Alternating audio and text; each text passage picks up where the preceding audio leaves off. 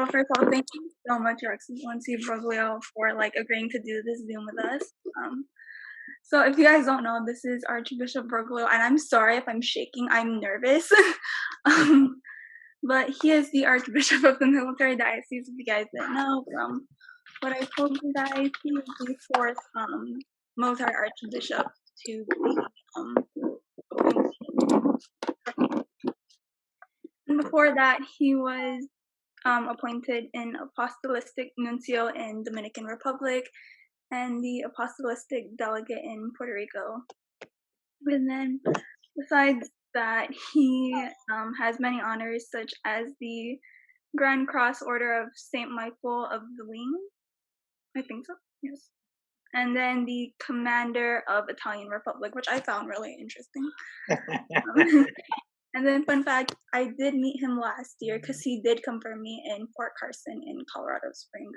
I don't know if you remember that, but yes, you were with Father Luke and all that, Deacon Ross and all that. So yeah, I'm shaking right now. So without further ado, here's Excellency Broglio talking about when war is right and just. Well, thank you very much. It's really a privilege to be with you this evening. Well, it's evening here. I guess it's late afternoon there. Well, is everybody in Colorado Springs or different places?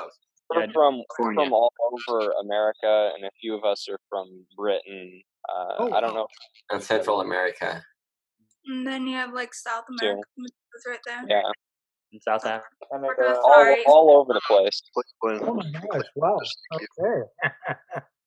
Well, that's quite impressive. I didn't realize this was that broadly defined a group. That's great. And is there anything that unites you, or is it just interest in our love for Jesus Christ? Yeah, it's our interest. It's our interest in the faith and defending it, mostly against people on the internet. Okay. All right. Well, I basically, since I was asked to talk a little bit about the just war, I basically took some thoughts from the compendium of the social doctrine of the Catholic Church, which talks toward the end of that document. It's a fairly thick book, but it deals with everything which makes up the social doctrine of the Church today. But anyway, it begins by talking about the value of peace and it being a universal duty founded on rational and the moral order of society that has its roots in God itself. And the document goes on to say that peace is not merely the absence of war, nor can it be solely reduced to the maintenance of a balance of power between enemies. Rather, it is found on the correct understanding of the human person and requires the establishment of an order based on justice and charity. It goes on to say that peace is the fruit of justice, understood in the broad sense as respect for the equilibrium of every dimension of the human person. Peace is threatened when the human person is not given all that is due him or her as a human person, when the dignity is not respected, and when civil life is not directed to the common good. The defense and promotion of human rights is essential for the building up of a peaceful society and the integral development of individuals, peoples, and nations. Peace is also the fruit of love. So true and lasting peace is more a matter of love than of justice, because the function of justice is merely to do away with obstacles to peace, the injury done or the damage caused. Peace itself, however, is an act that results only from love. There is no question, of course, that war always represents a failure of dialogue, diplomacy, and respect for the accords between peoples and so forth. And if you think about it, the world has lived in a state of conflict really since 1914. So since the beginning of this First World War. And that state of conflict continues. And it continues in many, many parts of the world.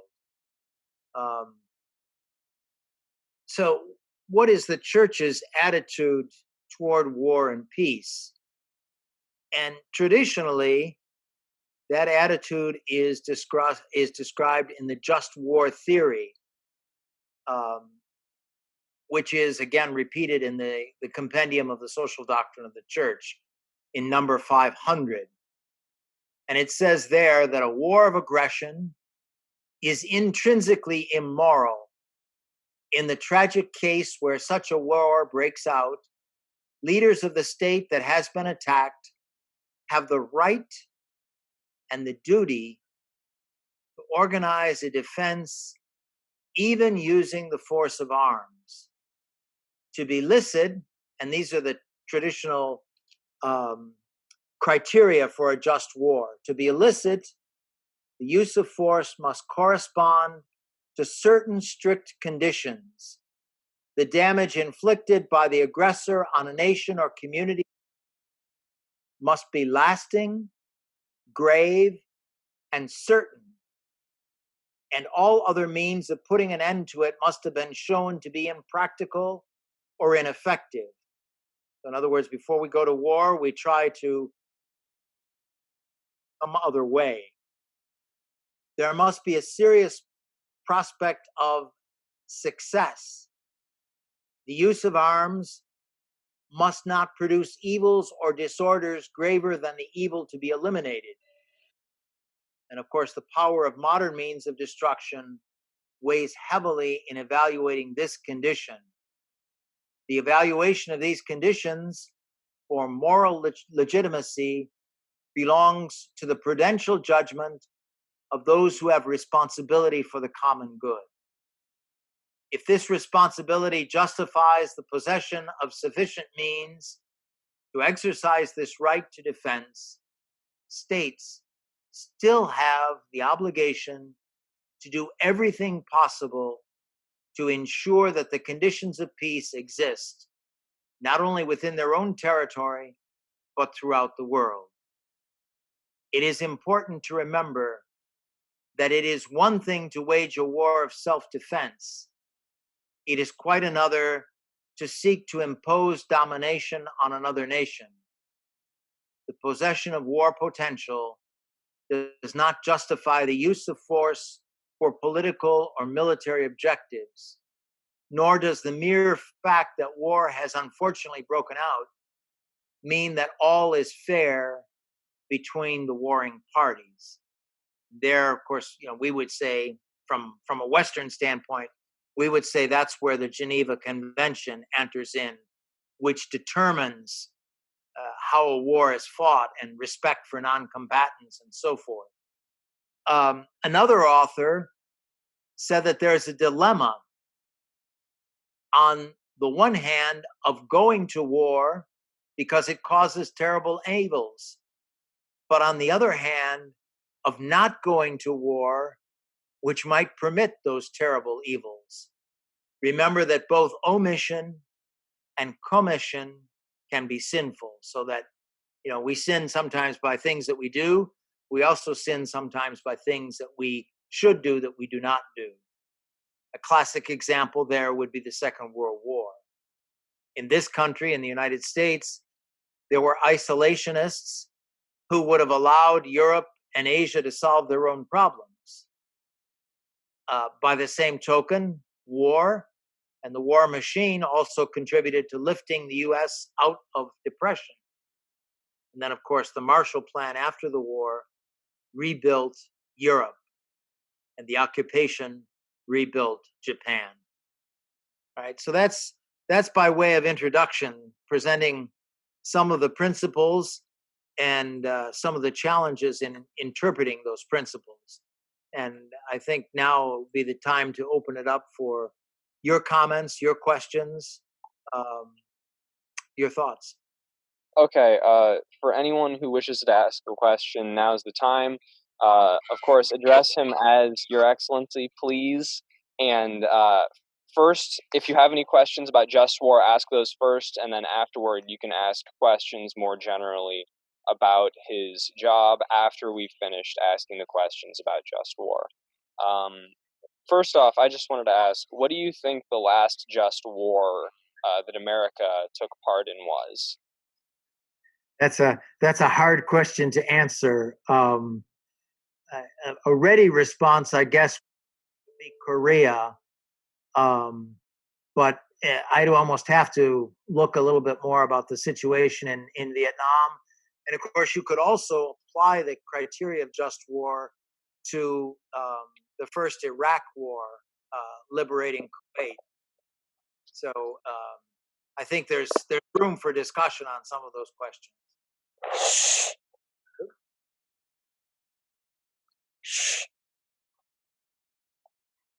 Calder, you can go ahead. Right. Hello, Your Excellency. During the Second World War, around 90% of the German Wehrmacht were Catholics. And, of course, Britain had many Catholics during the Second World War. America had many Catholics, the Commonwealth, so on and so forth. So how can the Church, and how could people of the Catholic faith during that time, and even now during modern conflicts, unite religiously and in their faith, even if their countries are at war? Well, that's a very good question, and it's a challenge, particularly. I think Catholics in Germany recognize that as a group, after the Jews, they were probably the ones who were the next ones in the sights of Hitler and the Nazi Party, because obviously they represented an opposition to some of the things that the Nazis were were advocating. However, the problem is, when you're in that sort of a situation, it's not like like you could resist.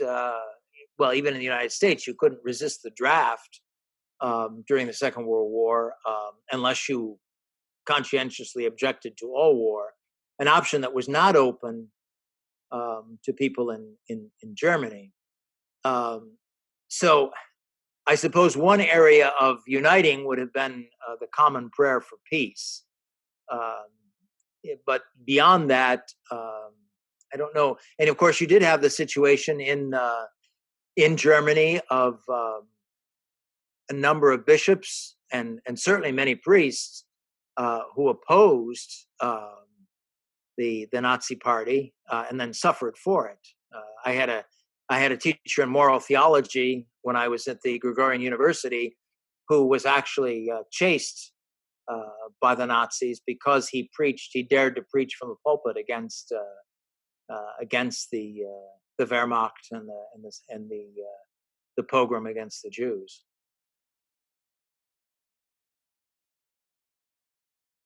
That clears up a lot. Thank you, Your Excellency. God bless. Thank you. Your Excellency, I have two questions. I'll just ask one for now and leave another one for later because it's less related to just war. But the first question that I have is, with Pope Pius XII's consideration to be canonized as a saint, there are opponents who question this because they think that he did not do enough or that he omitted his proper responsibilities of advocating against Germany during World War II, and he didn't do enough to protect the victims of the Holocaust. What would you say to the opponents of Pope Pius XII's sainthood? Well, I guess the first thing I would say is that the New York Times, not usually a friendly document to the Catholic Church, in the late 1930s and early 1940s said that Pius XII was the only voice in Europe defending the cause of the Jews. And that's from an independent analysis. Secondly, people like to paint a picture of Pope Pius XII on one side, and some of the people who operated on behalf of the church on the other. But actually, the church was even, if you think it's monolithic now, it was even more monolithic in the time of Pius XII. So all of those initiatives to create false baptismal certificates, to hide Jews, they were all done with papal approval.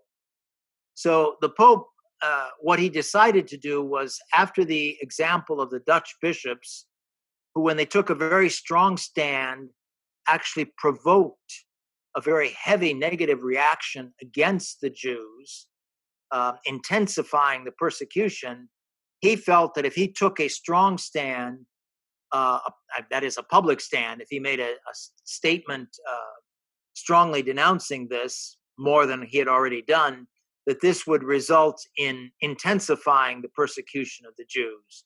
And there's certainly evidence to document that. But he continued to work behind the scenes.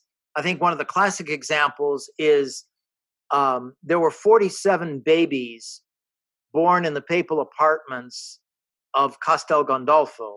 Castel Gandolfo is outside of Rome. It's about 30 kilometers away from Rome. There's a papal villa there.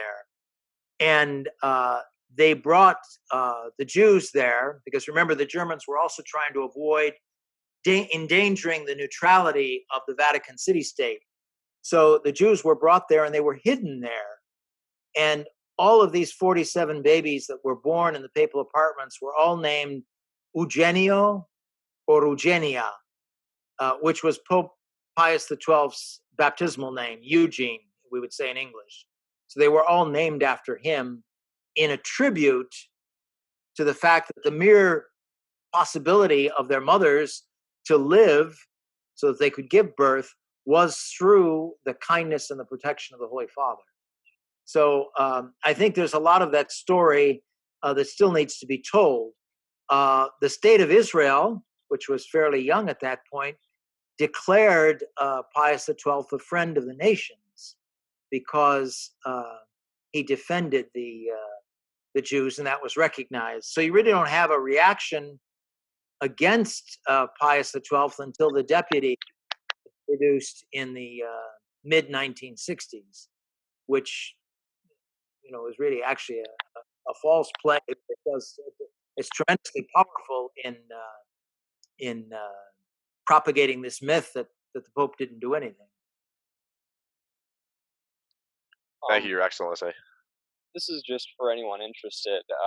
There was a bishop named Monsignor Flaherty during World War II who protected many Jews. And there's an excellent movie from the early 80s called The Scarlet and the Black that you could watch, which I saw earlier this year. Quite good about the topic. That's all. Next question. Let me add to that, too. There's a book based on that. And it's curious because Monsignor Flaherty, at the beginning, he was approached by a British pilot who was a prisoner, was behind the enemy lines but hadn't been captured. And this Irish priest had a minute of hesitation because the Irish and the British didn't have a great love for each other at that point. But he eventually allowed the human element to overcome his hesitation, and he, as the movie and the book both show, saved many people's lives.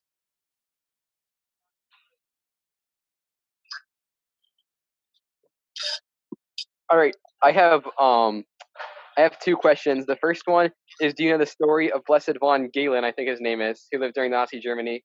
And then the second one is, how does your archdiocese react when America goes to a war that the Catholic Church doesn't think is just?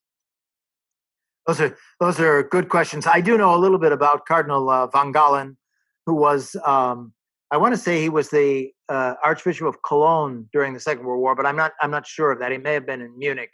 But he was a very powerful figure, and he was he was from the German nobility. It was actually von Galen, and Hitler would have been happy to get rid of him too, but he was a little too much in front to be be eliminated easily. In terms of, I think you have to make a distinction. The Archdiocese for Military Services is charged primarily with the pastoral care of men and women in uniform and their families, and of course patients in the VA hospitals. So while I suppose I could take exception to a war if the church did indeed declare it immoral, we would still have to care for the men and women that are entrusted to us. So there would be a little bit of a almost a split personality there, in the sense that the pastoral care would have to go on, because I can't say to a soldier, I'm not going to minister to you because your government has engaged in a war that I don't think you should be engaged in, because he doesn't have any choice. In the U.S. military, if you make a conscientious objection, it has to be to all war. It can't be to this war. So there would be a moral obligation to meet his or her spiritual needs, even if there was a disagreement about what was going on. And of course, part of meeting those spiritual needs is also to counsel them to avoid, acts of atrocity or barbarous acts that would be against the Geneva Convention. So, Your Excellency, continuing on that question, if we are, a faithful Catholic, and we are, a soldier, and we are in a war that is declared unjust, what do we do? Well, I guess the first thing I would say would be to behave and practice morality and avoiding anything that would be immoral. And then I guess the other thing I would say would be eventually to try and get yourself out of the military. But recognizing that you cannot do that, just on the basis of a conscientious objection. So that is a problem.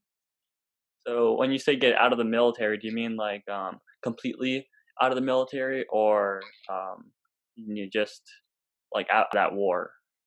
Well, the problem is it would be difficult to get just out of that war. Yeah. You have to look for a way to separate yourself.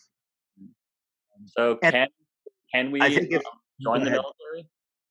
Pardon? So can we join the military then? Yes, you certainly can, because that's a patriotic duty as well, to defend your country. And also, we use the military in the United States for many things that aren't making war. I think a great example was during the height of the pandemic, the hospital ships that were off the coast of Los Angeles and the coast of New York to minister to people. We're able to do that.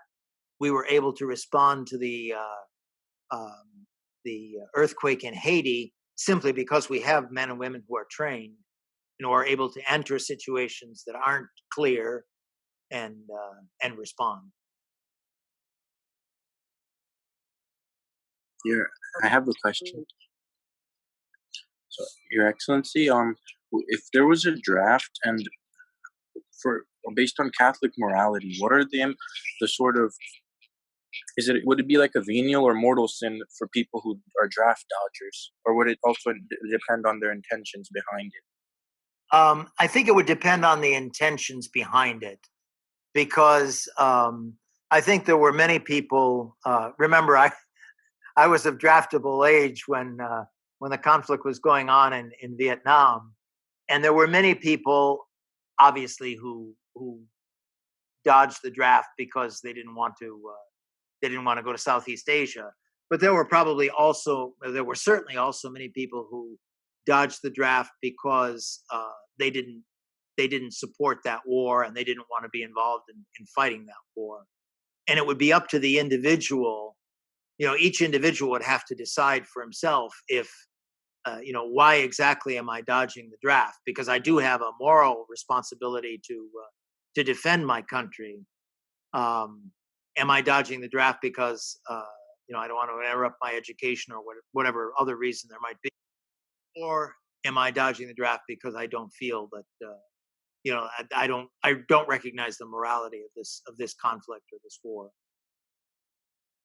Thank you. Oh, also, do you know if during maybe a time of war, does the church ever release sort of a document giving people a basic understanding of the if it would be a just war or not, or do we just always have to refer to older documents?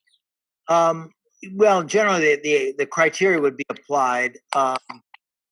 In some instances, certainly before the most recent conflicts in the Middle East, the Holy See, that is the Vatican, issued statements of St. John Paul II about trying to avoid going to war, but something very, very specific that would say, well, this war is immoral.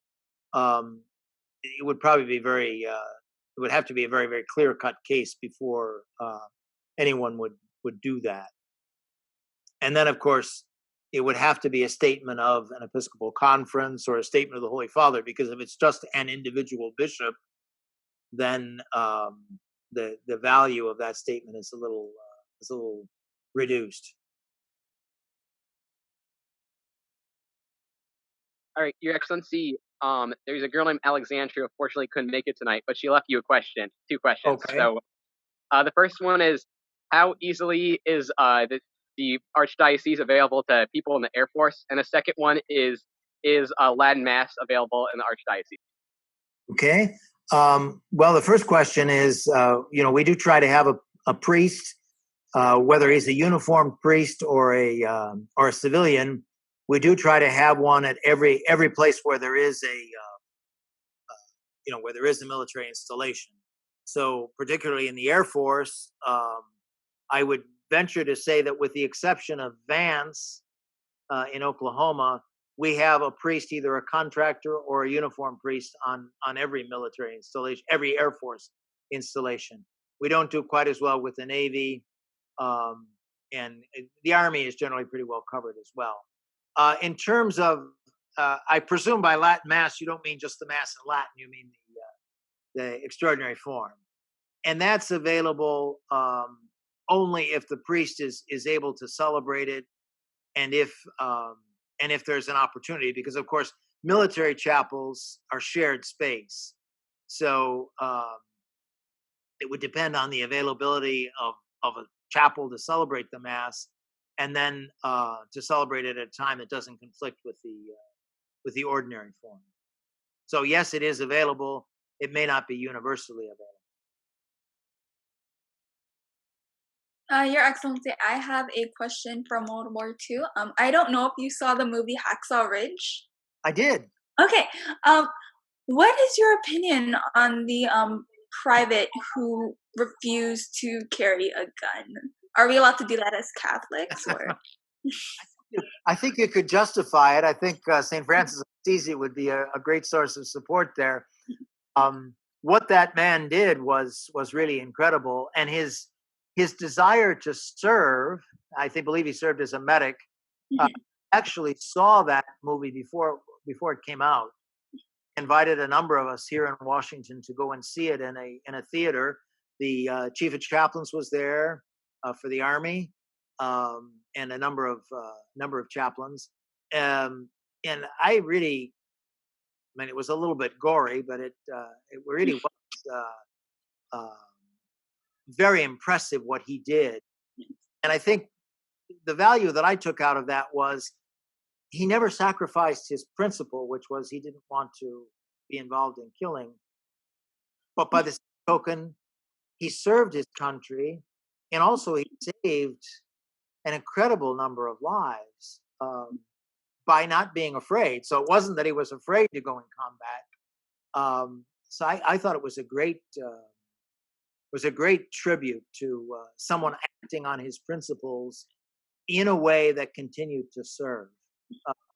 Now, a Catholic would have to be where the private was.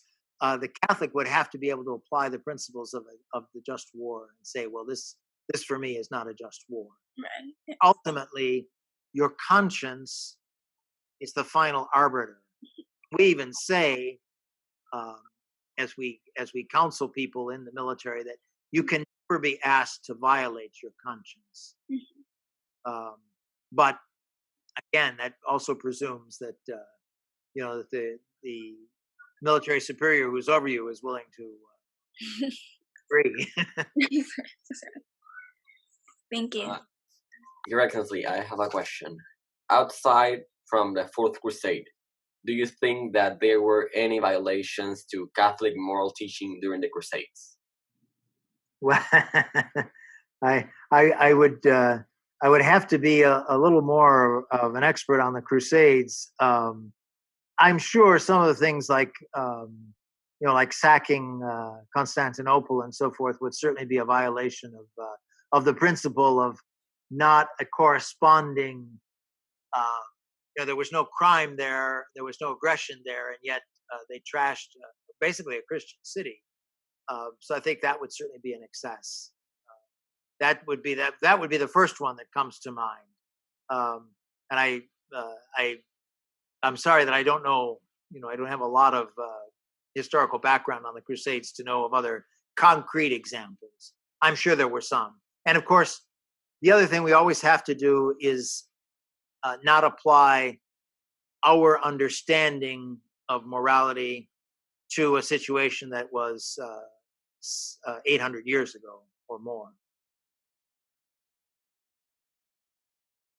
Your Excellency, what do you think that international organizations that aren't tied to any one nation, like the European Union or the United Nations, have any legitimate authority in deeming wars moral or immoral, or like trying to impose rules on countries beyond like basic moral norms like the Geneva Conventions? I think those organizations are always a little bit questionable because they can be easily dominated by one group or another. The UN, my own experience of the UN is it has the possibility and the potential to be a great forum, but so often it gets lost in very petty politics, and so it's difficult. The European Union has almost set itself up as an arbiter of even morality in Europe, and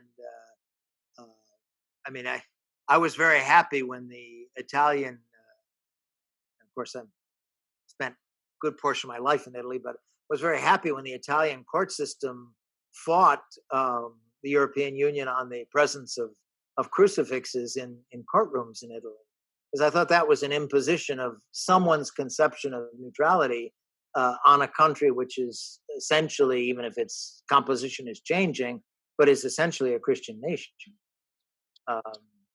So I guess I would say, I welcome the opportunities that those fora present for dialogue, but I don't think they're a panacea for resolving all of the problems of the world.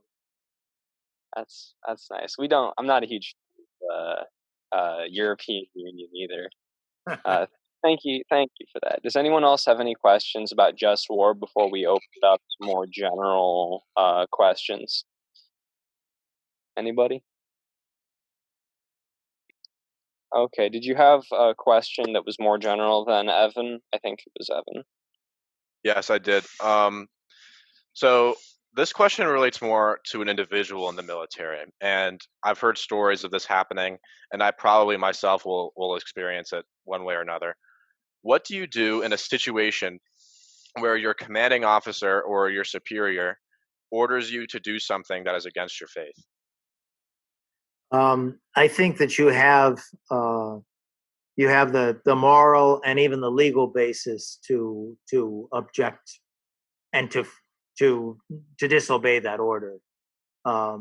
We've tried to, and actually on a number of occasions have successfully defended chaplains and even lay people, who are soldiers or sailors or Marines or airmen or Coast Guardsmen from unjust orders.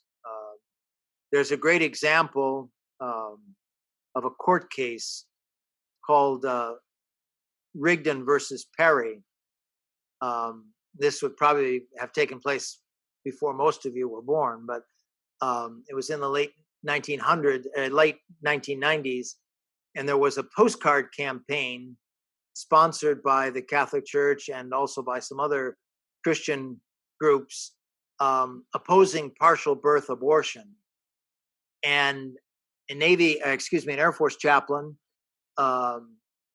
introduced that during the liturgy in his at his base, and his not the commanding officer, but the commanding chaplain tried to stop him, and so he sued and won, because the statement was made. Now, it doesn't exactly apply to your question, but the statement was made: what happens during something that is clearly religious, so religious education, liturgy, Bible study group, or something like that, can only be governed by the norms of that particular religious group. It can't be governed by the state, because we have the First Amendment, which separates the church and the state. So that priest won that battle. However, we'll be fully honest here. Obviously, he also terminated his career with that service branch, because they certainly weren't about to promote him after he took them to court and won. So there are consequences, but you certainly can be defended from doing anything that's immoral or that's against your conscience. All right, Thank one you, more Your Excellency. question. Your Excellency, I have one more question before I have to leave. What is the most moving experience you've had in your ministry? In my ministry in general, or in my ministry as the Archbishop for Military Services? Either one. Okay. Probably the most memorable experience that I had as a priest was in my first year of ordained ministry, when I took communion to a woman who was dying, and took it in the form of the precious blood, because she couldn't swallow solid food. And I can still see the expression on her face, because she knew what she was receiving, and she died that night.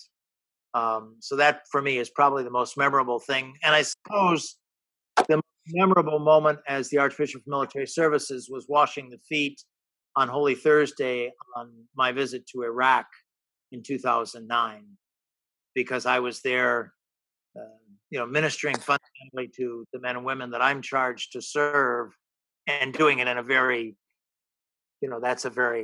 it's already a very dramatic ceremony anyway, but doing it with these people who were basically putting their lives on the line for Thank you. so forth. Yes, Your Excellency, I have a question regarding the availability of the sacraments during a deployment. I plan myself going into one of the academies, and I plan on going into one of the academies and going into the military one day. But during a deployment, and for example, when someone goes to Afghanistan or Iraq in a combat setting, how available are the sacraments? How available are the sacraments? Thank you. It's a good question, and it's something we struggle with all the time. So today in Afghanistan, just today, as a matter of fact, I delegated a priest to confirm someone over in Afghanistan. But he told me that when he comes back in January, he's going to be the only priest in the whole country, which obviously will mean that he can't be in all places at all times. So the military is very good about moving priests around, but obviously, the area of responsibility is large. The AOR is large, and the possibility of being in all places at once. Usually in bigger concentrations, there is a priest, and then they move him to the fobs. But that, of course, is at a space available basis. So it is a challenge. That's why we try to have lay leaders in in deployed locations and on ships. Okay, thank you, Your Excellency. Your Excellency, this actually has more to do with just war theory, specifically mutually assured destruction. So, according to Catholic moral teaching, hypothetically, if a country were to launch a full-scale nuclear attack on the United States, would it be just to retaliate with equal force? I would say yes. We certainly hope that situation does not present itself, because that's probably the end of the world. But one of the principles of the just war theory is commensurate force in response to the mission. So obviously, if there is a nuclear attack, then commensurate force would be the use of nuclear weapons. We should all pray that never happens, though. All right, thank you. So, Your Excellency, I'm also interested in pursuing the military academy route, and I've also been interested in the priesthood as well. So, what does going into the chaplaincy look like? I know that it's different from just going straight into an academy. Does it work through a seminary, or how exactly does that work? Yes, basically, and we do have many academy grads who are in the seminary. I was at the ordination of one of them this June, Father Timothy Mergen, who was an Air Force Academy grad about 2012, but don't hold me to that. Generally, what would happen would be in the case of the Air Force Academy, you can go from the Air Force Academy to the seminary. Then your commitment to the military, the 5 years that the academy, going to the academy entails, you fulfill those as a chaplain. So they defer your service. At West Point, at least they've talked about letting people go directly to the seminary. The best example I've seen thus far is after a year of service, someone has been allowed to go to the seminary. At Annapolis, what's generally been done in the past, and we have a young man who will be ordained a deacon who's a graduate of Annapolis. We have another one who was ordained a priest 2 years ago, or 3 years ago, actually. They were allowed, once they got their SWO pin, their surface warfare officer pin, they were allowed to go into the seminary, and then they will be expected to complete their years of commitment as a Navy chaplain. So that's basically the situation across the board. I'm not aware of anyone who went from the Coast Guard Academy to the seminary, but that doesn't necessarily mean that there hasn't been. It just means that I'm not aware of it. We do have Coast Guard Academy grads who later, after they fulfilled their service commitment, entered the seminary, but I can't think of anybody who went more immediately. Okay, yeah, thank you. How desperate are you guys for priests? Very desperate. Very desperate. Very desperate. I have about 180 priests in active duty. I need about 500. Wow. Pretty desperate. And are you guys able to, pull priests or from other dioceses in the United States or elsewhere? Yes. All of the priests who serve in the military are either from religious orders or they're from different dioceses. The bishop has to release them. However, that presumes that the priest wants to be released for military service. It also presumes that he can meet the qualifications, because obviously a chaplain is going to be an officer, so he has to meet the weight and physical fitness requirements that any other officer would have to meet. And sometimes, since we're a little bit older, it's a bit of a challenge.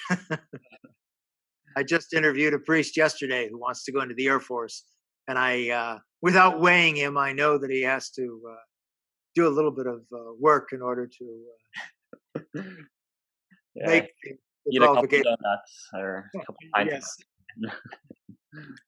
With that said, Your Excellency, with that said, would you? I know that there's a shortage of priests pretty much all around the United States, of parish diocesan priests.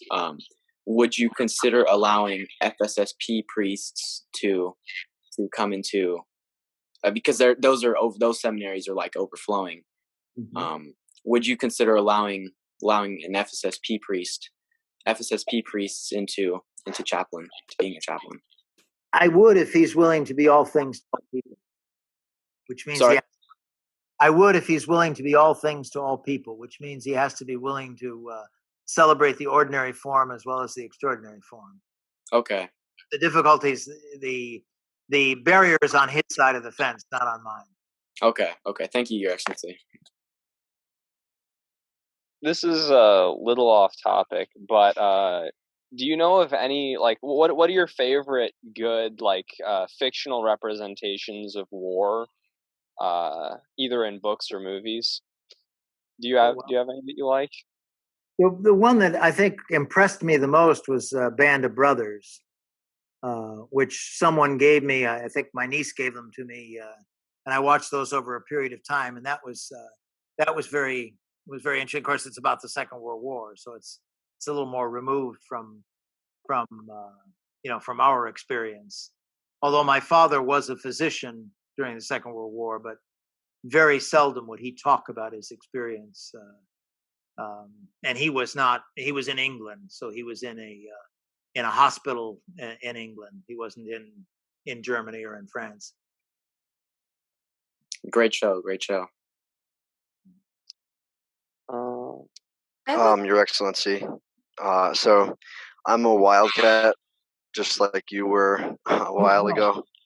Yeah, so I'm a rising senior, and I'm looking at colleges and stuff. And I saw you went to Boston College, and I was wondering, did you like it? I guess from Ignatius to Boston College, was that a good fit? It was a good fit. When I was at Ignatius, well, by the time I was ready to graduate, or before that, I guess when I was in your shoes, I was pretty convinced that the Lord was calling me to be a diocesan priest. But I didn't want to go into the seminary right away. There in Cleveland, obviously we had at that point we still had a high school seminary, but we had a college seminary. But I thought I should spend as much time with my peers as I could. And so I was very attracted to Boston College. I was attracted to it because of its honors program. It had a very good class, something I was interested in.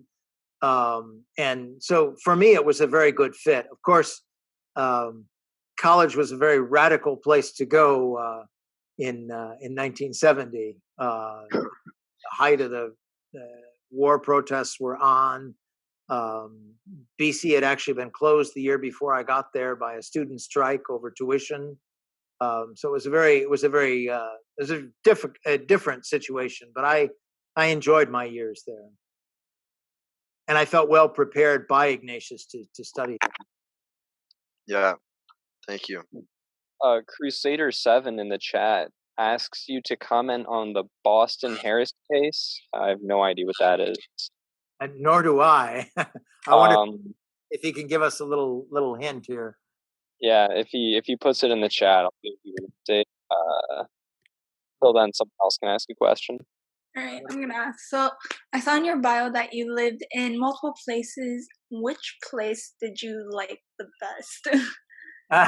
Well, I suppose after my hometown, and I realized I did something here that I'm probably no longer visible, but I'm not a very good technical. Oh, there I go. Okay.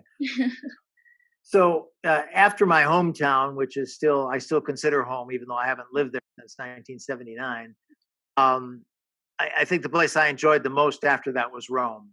I lived in 19 years, all told.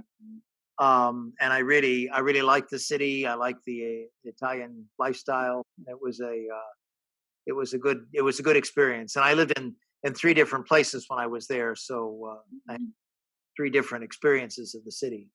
So then, were you able to like go to mass in the Vatican, or? Oh yes. When I worked in the Secretariat of State, we used to celebrate mass in the Vatican every morning. Wow. There wasn't all the security that there is now, though. You could just walk in. Thank you. Crusader 7 in the chat is clarified. I still don't know what he's talking about, though. He says, Miss Feeney in the Slaves of the Immaculate Heart of Mary. I was confusing Harvard and Boston College. I don't know if that means anything to you. Yeah. Father Feeney was a Jesuit who taught basically what the church teaches, that is, nullus extram ecclesiam nullus salus, that is, no one is saved outside the church. But he interpreted that in such a way that he excluded anybody who wasn't baptized and living according to the Catholic Church. And that's really not what that means. What it means is that salvation comes through Jesus Christ and is mediated by the church, but certainly doesn't exclude anyone who follows his or her own conscience. And Father Feeney did not accept that, and he persisted in teaching that, and actually was excommunicated because he refused to obey the then the Archbishop of Boston, later Cardinal Cushing.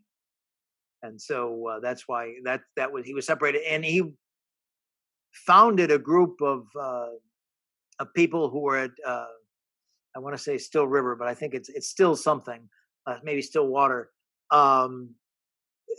in Western Massachusetts. And before he died, he was reconciled to the church. But there was a group that remained after his death, and it took quite a while for them to be reconciled to the church as well.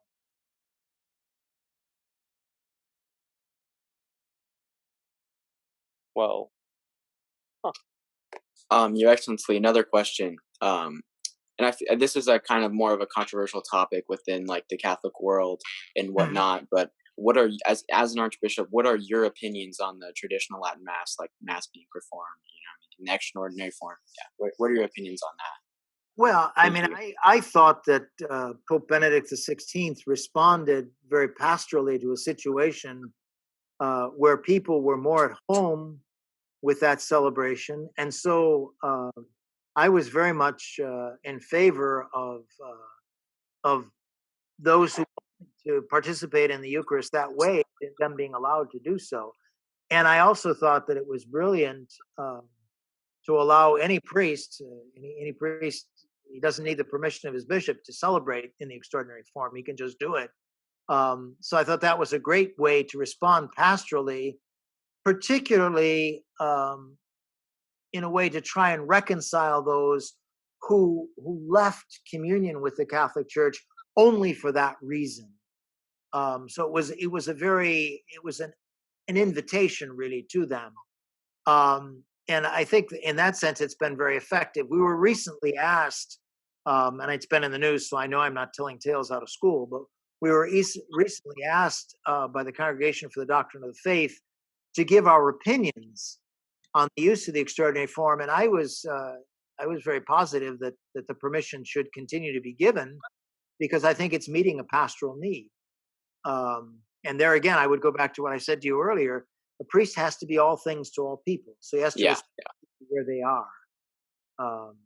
I myself, although I served that Mass until I was in the 8th grade, I would not be able to celebrate it just simply because I'd have to learn all the rubrics, and I'm not sure. I certainly could not do that from memory. Okay, well, thank you for that answer, Your Excellency. You're welcome. Earlier, Your Excellency, you talked about the separation of church and state, in terms of what the government can do and what they can enforce for religious celebrations and stuff like that. So right now during COVID, though, we see what seems like the government stepping too far. What do you have to say about that? Well, there again, I actually I sort of copped out on that, because what I did was I never forbade the celebration of the sacraments. I just told the priests to do whatever their commanders told them, because I realized that it's a question of public safety. It's also a question of not knowing, exactly how the virus is transmitted and how we can best avoid it and so forth. Now I do know. I'll tell you a little story. When the state started to reopen, the state of Wisconsin allowed a certain number of people in enclosed space. I don't remember exactly what the figure was, but the mayor of the city of Madison tried to restrict the church. In other words, to say, well, yeah, if you've got a restaurant, you can have this many people, but if it's a church, you can't. And the bishop simply told her, I'll sue you. And she backed down right away, because she knew she would lose the suit. But there again, and I went to an ordination, and that's how I know the story. I went to an ordination in that city, and they followed all of the guidelines in terms of having people physically distanced and so on and so forth.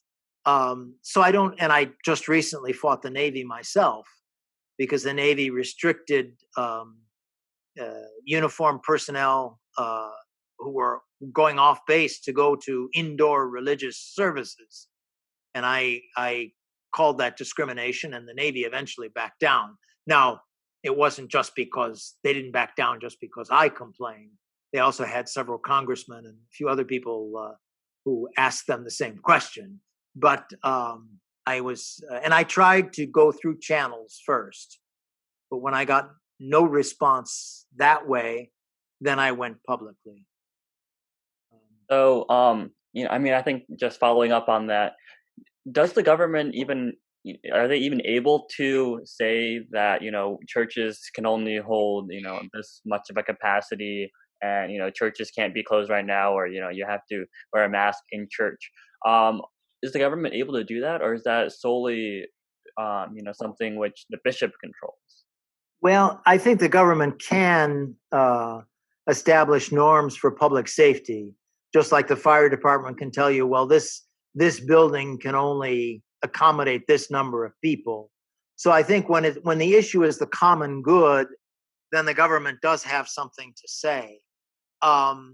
What the government can't do is say what you're going to do at a religious service. So, for instance, we had a few instances where there was an attempt to say, well, you can have mass, but you can't distribute communion. Well, my response to that was, you can't tell me what I can do during a mass. You can tell me whether I can have mass or not, whether you're going to let me use the building. You can tell me that if it's a government building, which a military chapel would be. But you can't tell me what I'm going to do during the celebration. And in all instances that I know of, the commanders back down. Then we do have a question in the chat from Carla. She says, what is one moment in your life which made you sure of your faith? And, was there a moment, when you knew that you would give your life entirely to Christ? I would say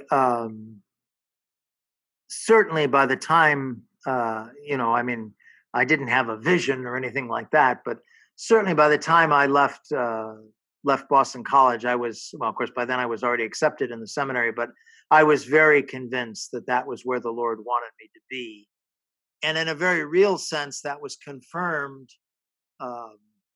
Obviously, it had to have been confirmed before I was ordained, but at the ordination rite, when the actual ordination ceremony was over and before we moved into the liturgy of the Eucharist, the ordinands, there were 4 of us ordained together. We were invited to sit with the other concelebrants. And when I sat down there, I knew this is where I was supposed to be. Okay, we've been going for an hour. We can take maybe one more question. We don't want to take too much of His Excellency's time. So if anyone has one last question, then we'll end it right there. Now, Your Excellency, right now, as of recently, I've been discerning the... Oh, we lost him. We lost you after discerning. John, can you start over? I have been discerning the priesthood, Your Excellency, Mm-hmm. as of maybe a week ago. And would you be able to give me some advice and tell me how that discernment process went for you? Well, I think how it went for me, and that's one thing that that should be very common, is having a good spiritual director. So someone to whom you can open your heart. And what's said in spiritual direction, of course, remains between the spiritual director and you. It's what we call the internal forum. But it's good to have a guide on this discernment process. And then I certainly made my decision, at least initially, by being attracted to what priests did. And then I think later I learned a little bit more about what what this means and what this entails. But I think the initial discernment process is obviously prayer. So a good bit of time on your knees with the Lord, a good spiritual director, and then talk to priests about what they do, and eventually, obviously, your choice will be confirmed by the church, but you have to get to the point where you decide to enter the seminary before that can happen. So, thank you. Steps I would recommend. Well, thank you for your time, Your Excellency. I think it's probably time to bring this to a close. We've been going for about an hour and 5 or 6 minutes. If you have any last words, yeah, that's all. I guess I would just thank you for this opportunity. I enjoyed the conversation, and I enjoyed the fact that you wanted to take the time to talk about your faith and talk about the church. And I hope that it was beneficial for you. I certainly enjoyed myself, and I wish you all a good, what's left of the summer, a good summer. Could you close us in prayer real quick? Sure. In the name of the Father, and the Son, and the Holy Spirit. Amen. Father in heaven, we are grateful for this opportunity to gather in your name.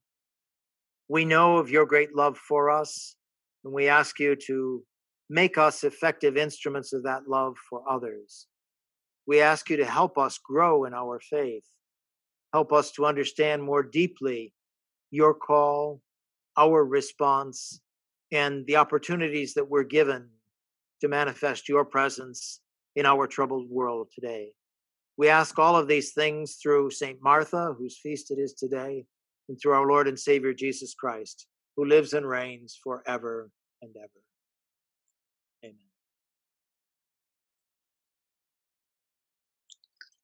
Thank you very much. Thank you so much, Excellency, again. Thank you. Thank you. Very welcome. God bless you. God bless. Thank you, Archbishop. And thank you, Excellency.